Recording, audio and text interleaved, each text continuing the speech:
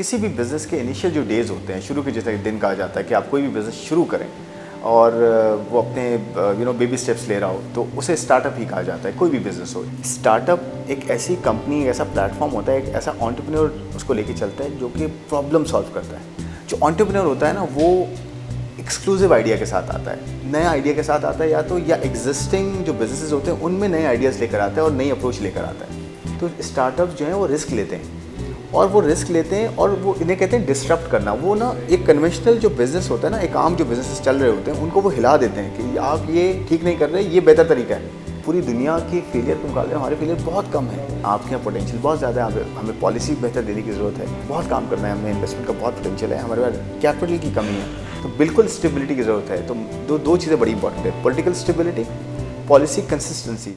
अस्सलाम वालेकुम नाज़रीन, मैं हूँ शायान सलीम।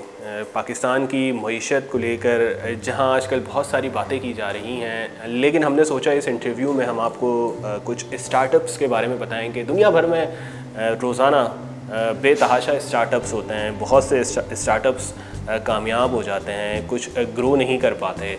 तो हमारे साथ माहिर मईशत खुर्रम शहजाद साहब मौजूद हैं। इनसे हम इस स्टार्टअप्स के बारे में पूछेंगे और किस तरह स्टार्टअप्स शुरू किया जाए, किस में इन्वेस्ट किया जाए, ये सारी चीज़ें इनसे हम डिस्कस करेंगे। अस्सलाम वालेकुम खुर्रम शहजाद साहब, कैसे हैं आप? जी, थैंक यू वेरी मच। वालेकुम सलाम। अच्छा खुर्रम शहजाद साहब, ये बताएं कि स्टार्टअप क्या होता है? बहुत से लोगों का ये सवाल है। देखें, बड़ी बेसिक अगर मैं बात करूं तो उसमें किसी भी बिज़नेस के इनिशियल जो डेज़ होते हैं, शुरू के जैसे दिन कहा जाता है कि आप कोई भी बिज़नेस शुरू करें और वो अपने बेबी स्टेप्स ले रहा हो तो उसे स्टार्टअप ही कहा जाता है। कोई भी बिज़नेस हो, एक बहुत स्टैंडर्ड जो है इसकी डेफिनेशन है। अब इसके 3 एस्पेक्ट्स हैं। आजकल की दुनिया के हिसाब से अगर आप देखें कि स्टार्टअप्स क्या होते हैं तो उनकी अब डेफिनेशन चेंज हो चुकी है। वो किस तरह से है कि देखें, एक तो कन्वेंशनल बिज़नेस होता है, कोई भी आम बिज़नेस करते हैं उसे भी स्टार्टअप कहा जा सकता है जब वो अगर इनिशियल स्टेज पे हो। लेकिन जो बेसिक आजकल का जो स्टार्टअप कर रहा होता है वो नई सोच है। वो करता ये कि वो जो सोसाइटी की प्रॉब्लम्स हैं वो अपनी प्रोडक्ट और सर्विस के ज़रिए उस सोसाइटी की प्रॉब्लम को सॉल्व करता है और उसके थ्रू ग्रोथ, एम्प्लॉयमेंट और डिस्ट्रप्शन लेकर आता है। तो वो आजकल स्टार्टअप कहलाता है कि नई सोच से जो कंपनियां बनती हैं उसमें टेक्नोलॉजी का इस्तेमाल बहुत ज़्यादा होता है, तो उसे स्टार्टअप कहा जाता है। अब इसी तरह से आप देखें कि कुछ कन्वेंशनल बिज़नेस थे, टैक्सी के बिज़नेस थे, होटलिंग के बिज़नेस थे, कपड़ों के बिज़नेस थे, शॉपिंग के बिज़नेसेस थे। वो सब नए स्टार्टअप्स आए, उन्होंने नई सोच वो लेकर आए, नई टेक्नोलॉजी इंट्रोड्यूस की, उस टेक्नोलॉजी के थ्रू उन सर्विसेज को, उन प्रोडक्ट्स को चेंज किया, एक आम आदमी के लिए कंफर्ट पैदा की और जो प्रोड्यूसर था उसके लिए भी आसानी पैदा की, मिलाया आपस में उन सबको। तो इन स्मार्ट तरीक़ों को टेक्नोलॉजी के थ्रू जो है बेहतर करना और एक आम आदमी को बेहतर सर्विस प्रोडक्ट मिले और अच्छी प्राइस पे मिले और जल्दी मिले, कंफर्ट के साथ मिले, ये आजकल के स्टार्टअप्स करते हैं और ये इसकी डेफिनेशन बन चुकी है। खुर्रम साहब, एक सवाल बड़ा कॉमन है, लोग समझ नहीं पाते इस चीज़ को कि एंटरप्रेन्योर और बिजनेसमैन में क्या फ़र्क है। ये बड़ा अच्छा सवाल है आपका। देखें, जो बिजनेसमैन होता है ना, वो जो कन्वेंशनल आइडियाज़ हैं, जो एक आम सोच है, जो आम बिजनेसेस हैं जो सदियों से चलते आ रहे हैं, बिजनेसमैन उन पे बिज़नेस करता है या उसमें एक बिज़नेस को ग्रो करता है, एक नया बिज़नेस सेटअप करता है। लेकिन कन्वेंशनल आइडियाज़ होते हैं, वही पुरानी सोच है, स्टैंडर्ड सोच होती है। जो एंटरप्रेन्योर होता है ना, वो एक्सक्लूसिव आइडिया के साथ आता है, नया आइडिया के साथ आता है, या एग्जिस्टिंग जो बिज़नेसेस होते हैं उनमें नए आइडियाज़ लेकर आता है और नई अप्रोच लेकर आता है।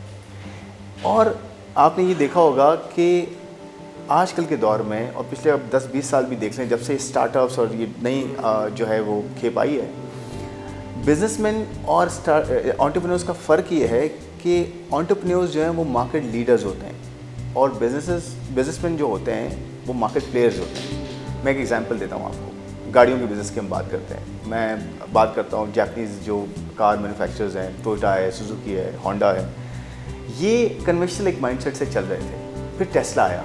टेस्ला नई सोच के साथ आया कि जी ईवी, इलेक्ट्रिक व्हीकल्स बनानी चाहिए, उड़ने वाली गाड़ियाँ भी हो सकती हैं, रॉकेट्स भी हो सकते हैं, नई सोच ना। आज वो मार्केट लीडर है टेस्ला। ऐसा भी वक्त आया कि जो टेस्ला है उसका जो मार्केट वैल्यू थी, उस इन सारे मैन्युफैक्चरर्स को आप मिला लें, आप निसान को ले लें, आप टोयोटा को ले लें, आप होंडा को ले लें, आप क्राइसलर, मतलब आप दुनिया की सारी ऑटोमोबाइल कंपनीज को उठा लें, ये सब एक तरफ और उस अकेली कंपनी की वैल्यूएशन एक तरफ थी। क्योंकि वो नई सोच के साथ आया, नई अप्रोच के साथ आया, नई प्रैक्टिसेस के साथ आया, फ्रेश माइंडसेट के साथ आया और आज वो मार्केट लीडर है आज भी। तो ये फ़र्क है बिजनेसमैन में और एंटरप्रेन्योर में कि एंटरप्रेन्योर मार्केट लीडर्स बनते हैं नई सोच के साथ अगर आते हैं, और बिजनेसमैन जो होते हैं वो सोच नहीं होती, वही उन्हीं बिजनेसेस को दोबारा से वो रिवाइव करने की कोशिश करते हैं, उसी में प्रॉफिट कमाते हैं, उसी में वो चलते रहते हैं। तो ये फ़र्क है कि एंटरप्रेन्योर्स जो हैं वो लीडर्स होते हैं और बिजनेसमैन जो होते हैं वो आपके, यानी कि सोच में बिजनेसमैन की तब्दीली नहीं आती, वो जो कर रहा होता है वो होता है इसी में ही गुजार। बिल्कुल, और जो नई अप्रोच के साथ आता है वो मार्केट लीडर बनता है। ये फ़र्क। डॉलर और इकॉनमी के हालात के तनासुर में पाकिस्तान में स्टार्टअप का क्या मुस्तकबिल है? बड़ा अच्छा सवाल आपने किया। देखें बहुत बहुत ब्राइट फ्यूचर है, बहुत ब्राइट फ्यूचर है। डॉलर या करेंसी पैरिटी कह लें या जो इकॉनमी के हालात हैं, ये शॉर्ट टर्म और मीडियम टर्म हो सकते हैं।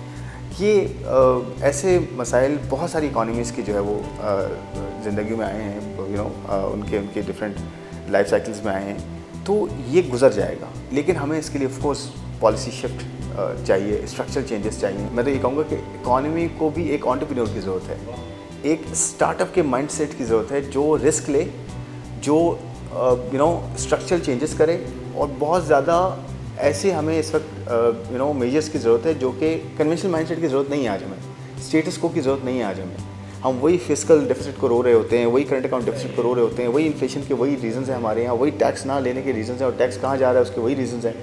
तो नई माइंडसेट की ज़रूरत है, नई एंटरप्रेन्योरल एक माइंडसेट की ज़रूरत है, रेंटियर इकॉनमी से निकलने की ज़रूरत है। तो ये सब हम करेंगे और IMF हमसे कराता है या हम खुद करते हैं, अब ये हमारी कॉल है। उससे ये होगा कि ये जो आपने करेंसी की बात की, ये शॉर्ट टर्म इन्वेस्टर का कंसर्न होता है कि मैं किसी भी कंट्री में जाता हूँ, चाहे वह स्टार्टअप में इन्वेस्ट करूँ या रेगुलर बिजनेसेस, आम बिजनेसेस में इन्वेस्ट करूँ, तो इन दोनों का कंसर्न होता यही है इन्वेस्टर्स का कि जी मैं करेंसी आज मैं जो है 280 रुपये के डॉलर पे जो है वो इन्वेस्ट कर रहा हूँ और मैं एक साल बाद जो है वो 380 या 480 ना हो जाए तो मेरे तो वही रिटर्न जो है वो नेगेटिव हो जाएगा। तो बिल्कुल स्टेबिलिटी की ज़रूरत है। तो दो चीज़ें बड़ी इंपॉर्टेंट है, पॉलिटिकल स्टेबिलिटी, पॉलिसी कंसिस्टेंसी। आज अगर इन्वेस्टर पैसा लेके आता है, चाहे स्टार्टअप्स में डाले, नॉन स्टार्टअप्स में डाले, तो उसे ये होना चाहिए पता कि हुकूमत कोई भी करे, पॉलिसी एक होनी चाहिए, पॉलिसी एक होनी चाहिए। ये हमारे पॉलिसी मेकर्स को सोचना है। ये हम नहीं करेंगे, इतना बड़ा पोटेंशियल है हमारे स्टार्टअप्स का लॉन्ग टर्म में कि टिप ऑफ द आइसबर्ग है। अभी $1 बिलियन अगर 3-4 साल में गिरा है हमारे पास, या कमिटमेंट्स आई हैं इन्वेस्टर्स की, बड़े इन्वेस्टर्स आए हैं स्टार्टअप्स में, हमारे यंगस्टर्स ग्लोबली कंपेटिटिव हुए हैं तभी आए ना इन्वेस्टर्स। और आपके यहाँ पता है बहुत ज़्यादा बेसिक्स की जो है ना वो शॉर्टेजेस हैं, फूड की शॉर्टेजेस हैं, फूड की क्वालिटी की शॉर्टेजेस हैं, हेल्थ केयर है, एजुकेशन है, बहुत सारे एरियाज़ हैं जिसमें प्रॉब्लम सॉल्व की जा सकती हैं। तो मेरे ख्याल में बहुत बड़ा पोटेंशियल है। खुर्रम साहब, हमारे यहाँ बहुत से लोग हैं जो अपना सरमाया लगाते हुए डरते हैं। कुछ लोग सोचते हैं कि उनके पास कम सरमाया है तो वो कहीं डूब जाएगा। तो लोगों के जहन में ये सवाल पैदा होता है कि कम इन्वेस्टमेंट में किस स्टार्टअप में सबसे ज़्यादा प्रॉफिट है? देखिए, पहली बात तो ये कि आप अपनी एज में और अपने करियर में किस स्टेज पर हैं, ये बड़ा इंपॉर्टेंट है इन्वेस्टर का। ये इन्वेस्टिंग प्रिंसिपल्स आ जाते हैं यहाँ पे कि जो ये देखते हैं कि आप कितना रिस्क ले सकते हैं और कितना आपको रिटर्न मिल सकता है। तो जैसे कि कहा जाता है जी, अगर आप मिडिल एज में हैं या यंग एज में हैं तो आप रिस्क ले सकते हैं डेफिनेटली। आप अपना स्टार्टअप क्रिएट कर सकते हैं, आप खुद कोई आइडिया जनरेट कर सकते हैं। खुर्रम साहब, हमारे नौजवान बड़ा डरता है पैसा लगाते हुए किसी भी चीज़ में। वो कहता है कि यार कम सरमाया और प्रॉफिट ज़्यादा हो। ये लॉजिक हमारे यहाँ पाई जाती है, आपको भी पता है। स्टार्टअप, कौन सा स्टार्टअप है जिसमें प्रॉफिट ज़्यादा है? वैसे ये लॉजिक तो पूरी दुनिया में, ग्रीड तो पूरी दुनिया में है और ओवरनाइट अमीर बनने का जो है वो सपने सारे ही देखते हैं। देखिए, पहले एक तो चीज़ जहन में रखनी चाहिए कि स्टार्टअप्स जो होते हैं, जैसे मैंने शुरू में कहा कि इनिशियल स्टेज पे होते हैं बिजनेसेस, तो वो प्रॉफिटेबल नहीं होते, ज़्यादातर प्रॉफिटेबल नहीं होते और उनको वक्त लगता है प्रॉफिटेबल होने में। और जैसे मैंने कहा ना कि ये डिफरेंट कंपनीज होती हैं, डिफरेंट आइडियाज़ होते हैं, नए आइडियाज़ होते हैं, नए होराइजन्स होते हैं, नए एवेन्यूज़ होते हैं और ये उसको एक्सप्लोर कर रहे होते हैं हमारे यंगस्टर्स। तो उनमें रिस्क होता है। लेट्स से हेल्थ केयर की बात करते हैं। हेल्थ केयर में एक कन्वेंशनल बिजनेस चल रहा होता है। अब कोई आता है, वो एक ऐप क्रिएट करता है, डॉक्टर को पेशेंट के साथ मिलवाता है, वहीं से उसकी दवाइयों की अरेंजमेंट करवाता है, वहीं से उसकी पेमेंट करवाता है। ये डिफरेंट जो है, एक ही प्लेटफॉर्म पे आपको नई चीज़ बना रहे हैं, जो पहले आपको भागना पड़ता था हर जगह। तो एक नई सोच है ये। अब ये पूरा प्लेटफॉर्म क्रिएट करना इतना आसान नहीं है। इसमें आपको लॉजिस्टिक्स भी चाहिए, इसमें डॉक्टर्स भी चाहिए, इसमें पेशेंट्स भी चाहिए, आपको टेक्नोलॉजी भी चाहिए। तो स्टार्टअप्स जो हैं वो रिस्क लेते हैं और वो रिस्क लेते हैं और वो इन्हें कहते हैं डिस्टरप्ट करना। वो ना एक कन्वेंशनल जो बिज़नेस होता है ना, एक आम जो बिजनेस चल रहे होते हैं, उनको वो हिला देते हैं कि आप ये ठीक नहीं कर रहे, ये बेहतर तरीका है। तो सब उनके अगेंस्ट होते हैं डेफिनेटली। इतना आसान नहीं होता ये करना, तो इसलिए उनमें रिस्क ज़्यादा होता है। इसलिए उनकी प्रॉफिटेबिलिटी शुरू में नहीं होती, उनको पहले पैसे खर्च करने पड़ते हैं उस रिस्क को जो है किसी तरह मिटिगेट करने के लिए या फिर उस पर ग्रोथ लाने के लिए। उसके लिए उनको इन्वेस्टमेंट की ज़रूरत होती है। तो प्रॉफिट्स जो है उसमें नहीं होते शुरू में, इसमें तो फेलियर रेट बहुत ज़्यादा होते हैं क्योंकि रिस्क बहुत ज़्यादा होता है, फेलियर रेट ज़्यादा होता है। लेकिन एट द सेम टाइम ये इंपॉर्टेंट बात है कि फेलियर होने के बाद जो सक्सेस होती है वो इतनी ज़्यादा होती है कि वो 1-2 फेलियर्स या 8, मिसाल के तौर पर आप 10 स्टार्टअप्स में इन्वेस्ट करते हैं, उसमें से एक ऑन एवरेज 9 जो है वो फेल हो जाते हैं, 8 या 9 फेल हो जाते हैं, लेकिन वो एक कामयाब होता है ना, वो रिमेनिंग जो 9 नाकामयाब हुए हैं उनसे उनका भी 100 टाइम्स जो है आपको रिटर्न देके जाता है। तो ये क्योंकि वो पूरे डिस्ट्रक्शन क्रिएट करता है ना। आप फेसबुक ने क्या किया, व्हाट्सएप ने क्या किया, अमेज़ॉन ने क्या किया, आपके टेस्ला ने क्या किया है, आप ऊबर ने क्या किया, पूरी टैक्सी बिजनेस को हिला के रख दिया। तो देखें यही तो बात है, इसमें कितना पैसा जाता है और फिर इस तरह से रिटर्न्स भी आते हैं। आज देखें सबसे ज़्यादा वैल्यूएशंस किन कंपनीज़ की हैं, नेटफ्लिक्स देख लें आप, फेसबुक देख लें आप, अमेज़ॉन देख लें आप, टेस्ला देख लें आप, ऊबर देख लें आप, 50 और कंपनियां ऐसी हैं, फिनटेक्स देख लें, नए नए बैंकों को उन्होंने डिस्टर्ब कर दिया, बैंकिंग कन्वेंशनल बैंकिंग सिस्टम को। आपके मोबाइल फ़ोन पे आपको इस वक्त जो है वो क्रेडिट अवेलेबल है, आपकी क्रेडिट स्कोरिंग हो रही है, हर चीज़ है, डेटा है, मोबाइल है, सब कुछ है, टेक्नोलॉजी है। तो ये बड़ा अब आसान हो गया है नई चीज़ लेकर आके डिस्टर्ब करना, लेकिन थोड़ा वक्त लगता है। तो इसलिए प्रॉफिट का सोचना इम्पॉर्टेंट नहीं है, ये सोचना कि अगर किसी स्टार्टअप में इन्वेस्ट किया जाए तो रिटर्न्स मिलता है वैल्यूएशन की सूरत में। मिसाल के तौर पे आपने 1 लाख रुपया किसी स्टार्टअप में डाला, मिसाल देता हूँ, और 5 साल बाद उस स्टार्टअप की वैल्यू जो है वो तकरीबन 50 करोड़ हो गई, और आपने 1 लाख रुपया जो डाला था वो 10% उसका लिया था, तो आज 5 करोड़ का 10% कितना बनता है? ठीक है, 50 लाख रुपये कम से कम। तो बात यह है कि आपके पास वो 1 लाख 50 लाख हो गए 5 साल में, तो ये रिटर्न्स हैं आपके, ये प्रॉफिट नहीं है। तो वैल्यूएशन में रिटर्न ढूंढता है, क्यों? क्योंकि स्टार्टअप्स वैल्यू क्रिएट करते हैं, जब वैल्यू क्रिएट करते हैं तो वैल्यूएशन उनको मिलती है। अच्छा, क्या देखते हैं आप नौजवानों में कौन से स्टार्टअप ज़्यादा पॉपुलर हैं और उनका मुस्तकबिल क्या है? देखें, बहुत सारे जो है नौजवान, एक तो ग्लोबल स्टार्टअप्स बहुत बड़े हैं जिनको आजकल हम सभी यूज़ करते हैं, मोबाइल फ़ोन से हमारे ऐप्स होती हैं, आप फेसबुक यूज़ करते हैं, आप व्हाट्सएप यूज़ करते हैं, आप अमेज़ॉन यूज़ करते हैं, इंस्टाग्राम यूज़ करते हैं, स्नैपचैट करते हैं, ये तो सारे कनेक्टिविटी वाले आ गए, एक दूसरे के साथ आप कनेक्ट करते हैं पूरी दुनिया में। उसके अलावा आप ऊबर यूज़ करते हैं, करीम यूज़ करते हैं, आप बाइकिया यूज़ करते हैं, आप हमारे लोकल स्टार्टअप्स हैं, और 50,000 और स्टार्टअप्स हैं। अभी हमारे कुछ स्टार्टअप्स हैं जिनमें थोड़ा नुकसान भी हुआ है, उसमें एयरलिफ्ट भी रहा है, उसमें और भी रहे हैं, लेकिन पूरी दुनिया की फेलियर के मुकाबले हमारे फेलियर बहुत कम हैं, और दुनिया में ज़्यादा फेलियर्स हुए हैं। आपके पड़ोसियों के जो है इकोनॉमीज़ में स्टार्टअप्स में बहुत फेलियर्स हुए हैं, आपके यहाँ कम हुए हैं, लेकिन आपके यहाँ पोटेंशियल बहुत ज़्यादा है। हमें पॉलिसी बेहतर देने की ज़रूरत है ताकि सपोर्ट मिले, और स्टेट बैंक सीपी ने बहुत काम भी किए हैं, बेसिक इंफ्रास्ट्रक्चर को बेहतर करने में बहुत काम करना है हमें, इन्वेस्टमेंट का बहुत पोटेंशियल है, हमारे पास कैपिटल की कमी है। तो मेरे ख्याल में जहाँ तक फेवरेट होने की बात है वो तो हम दिन रात यूज़ कर रहे होते हैं हमारे यंगस्टर्स, तो मेरे ख्याल में स्टार्टअप्स ही वे फॉरवर्ड है।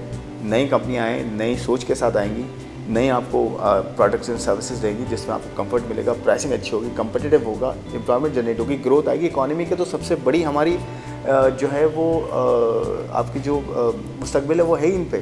अच्छा, फ्रॉड हम देखते हैं बड़ा होता है ऑनलाइन, हमारे यहाँ स्कैम के बड़े किस्से आते हैं। क्या समझते हैं किसी भी स्टार्टअप के लिए रकूम की तरसील का कौन सा तरीक़ेकार ज़्यादा महफूज है?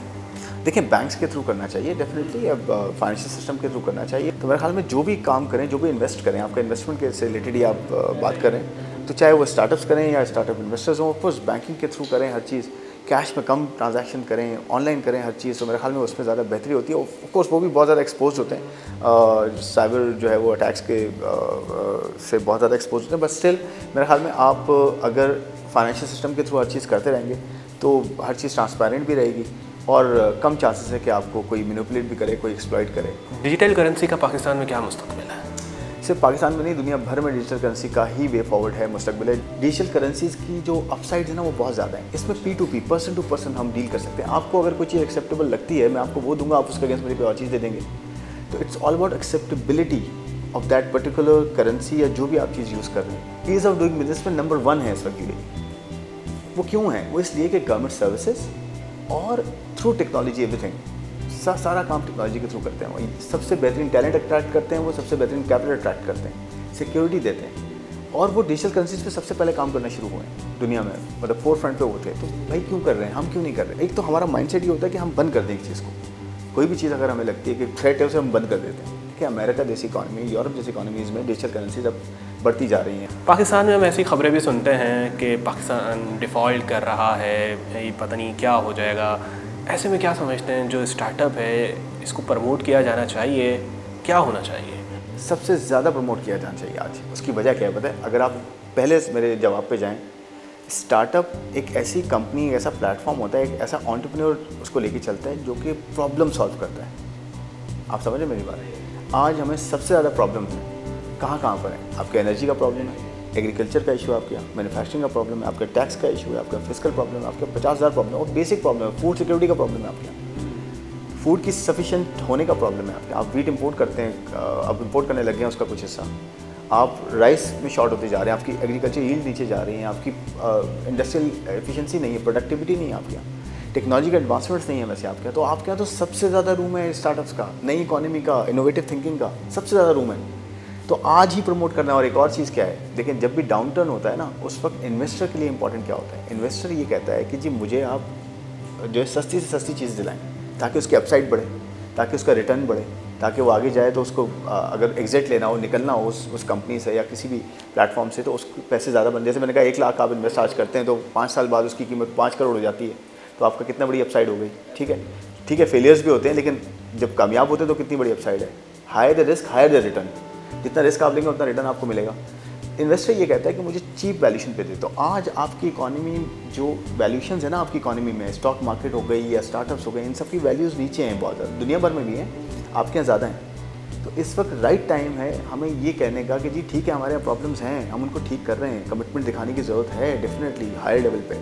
एट द सेम टाइम हमें ये बताना है कि देखिए हमारे एसेट्स कितने सस्ते हैं, कितने कम वैल्यू पे आज मिल रहे हैं आपको, बाद में नहीं मिलेंगे आपको, तो अभी तो है। और तीसरी चीज़ ये कि प्रॉब्लम सॉल्व करना, तो हमारे ही पास सबसे ज़्यादा प्रॉब्लम्स है ना।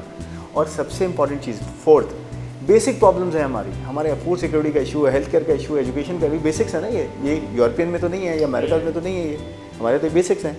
तो startup, new economy, knowledge economy सबसे ज़्यादा एप्लीकेबल आज है और सबसे ज़्यादा आज बात करने की ज़रूरत है। बहुत शुक्रिया खुर्रम साहब, आपने हमें वक्त दिया। आपने खुर्रम साहब की बातें सुनी, इन्होंने जिस तरह बताया कि पाकिस्तान में स्टार्टअप का मुस्तकबिल बहुत अच्छा है और यकीनन जितने स्टार्टअप्स होंगे, सारे स्टार्टअप्स तो कामयाब नहीं हो जाते, लेकिन जो भी होते हैं उससे मईशत को भी सहारा मिलेगा। इस इंटरव्यू को ख़त्म करते हैं, इजाज़त दीजिए, अल्लाह हाफ़िज़।